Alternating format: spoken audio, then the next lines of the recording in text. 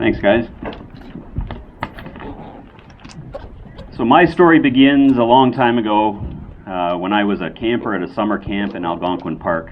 I used to do a lot of canoe tripping while I was up there. I love wilderness canoe trips. You get to see beautiful lakes and rivers, streams, waterfalls, rapids, beaver dams.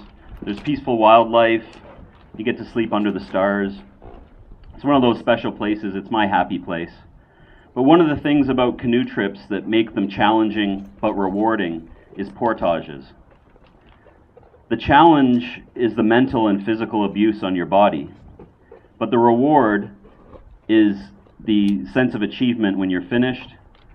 And the more portages you do, the further and further into the wilderness you can go, and the more of nature you can appreciate. So like a canoe trip, life has good days and bad days, easy paddles and hard portages. Canoe trips are just like life. For me, life was awesome. I just had a big promotion at work. I met the girl of my dreams. I proposed to her under the northern lights in the Arctic. We got married with our closest friends and family. My sister had just had a beautiful baby girl. I was paddling in a beautiful lake on a sunny, warm day with the wind at my back. Just days after we got home from our honeymoon, I started to feel severe fatigue, muscle aches, stomach pain. I went to the doctor, sent me for blood tests, and then he called me at about 4 o'clock on a Friday afternoon and said, "You have cancer. You need to go to the hospital immediately and you'll be admitted." I had rounded a corner on that beautiful lake of life and ran smack dab into a jagged rock with my canoe that was at the base of what would be the most grueling portage that I would ever do. The first night I prayed that if cancer was going to take me, that it take me that night. But if I was to wake up the next day, that I would have the strength to make it through. As you can see, I did wake up the next day and I did make it through. When I entered the hospital, my white blood cell count was at 73. Normal is about 10, and anything over 70, your organs start to shut down. They started me on a cocktail of chemotherapy immediately. I had a PICC line inserted in my arm that fed chemotherapy drugs up through my shoulder into my chest so that they were into my bloodstream close to my heart.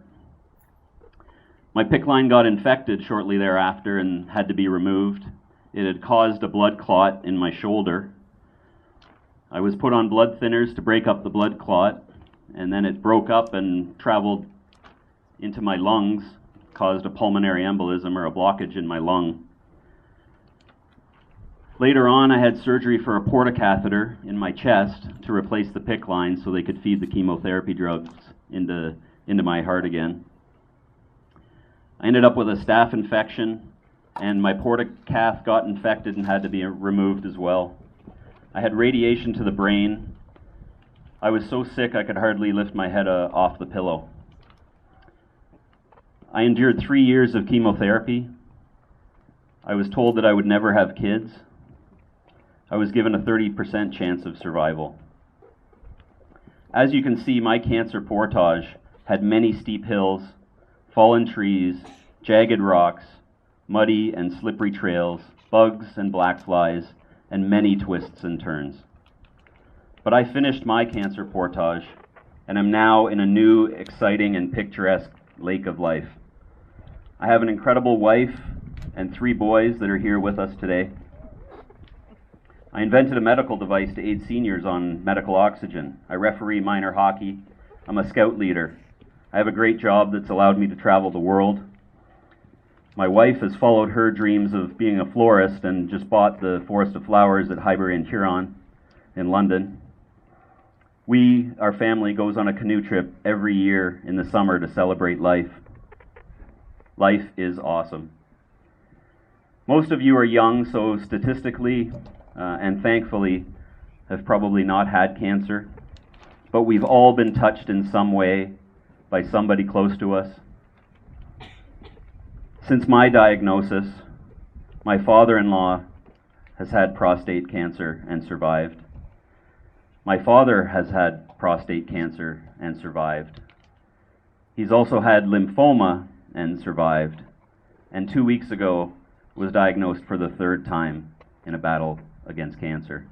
And actually today just started his first chemotherapy. I've lost 2 grandmothers to cancer. A very close friend of mine died this year and left a husband and 2 young girls. We all have our reasons, we all have our stories. Raising money for cancer research is much needed. These events are great in raising that money and supporting the cause. As a survivor, I thank you for all your fundraising efforts. And remember, in the middle of the night, when you feel like you can't go on, think about someone who's in the middle of their cancer portage and know that you can do it. May all your lakes and rivers of life be beautiful and calm, your portages short and flat, and your canoes light.